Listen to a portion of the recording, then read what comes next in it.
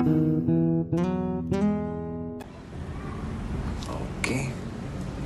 selamat pagi. Ini untuk menjawab pertanyaan dari yang ada di komentar kemarin ya, masalah pertumbuhan. Jadi gini, pertumbuhan bodi ikan itu ada banyak faktornya. Faktor penyebabnya itu bisa gen, bisa lingkungan, pola pakan, dan kualitas pakannya. Itu sebuah rangkaian ya. Kalau gennya baik, pola pakannya jelek, lingkungannya nggak mendukung, itu nanti juga berpengaruh. Itu semua rangkaian. Nah, yang ditanyakan kemarin adalah arah pertumbuhannya. Kenapa ikannya itu memanjang gitu.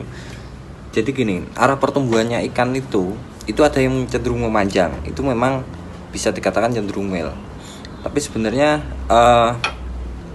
memang ikan itu ada time ya, ada waktunya ya. Kapan ikan itu memanjang, kapan itu ikan melebar. Seperti itu. Jadi yang cenderung memanjang itu bisa pengaruh karena faktor penyebab pertumbuhan itu adalah yang dominan ya, itu berpengaruh dari gennya. Nah, tapi faktor pendukungnya juga nggak bisa dilupakan. Itu juga berpengaruh, tapi yang paling dominan itu gennya. Jadi kalau gennya itu ikan dari turunan ikan yang cenderung memanjang, anaknya cenderung memanjang, walaupun masih ada juga anak yang cenderung pertumbuhannya normal. Maksudnya normal itu proporsional, jadi ya panjang ya melebar gitu.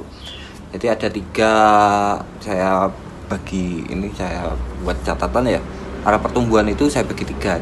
Ada yang cenderung memanjang, ada yang membesar atau stabil proporsional. Itu ya tadi yang saya katakan, proporsional itu antara panjang dan lebarnya itu enak.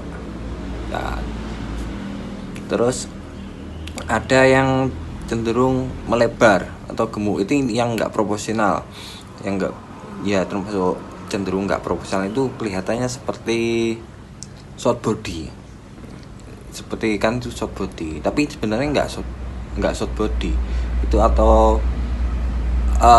bisa dikatakan itu nggak proporsional karena pertumbuhan melebarnya itu tidak dibarengi dengan pertumbuhan memanjangnya.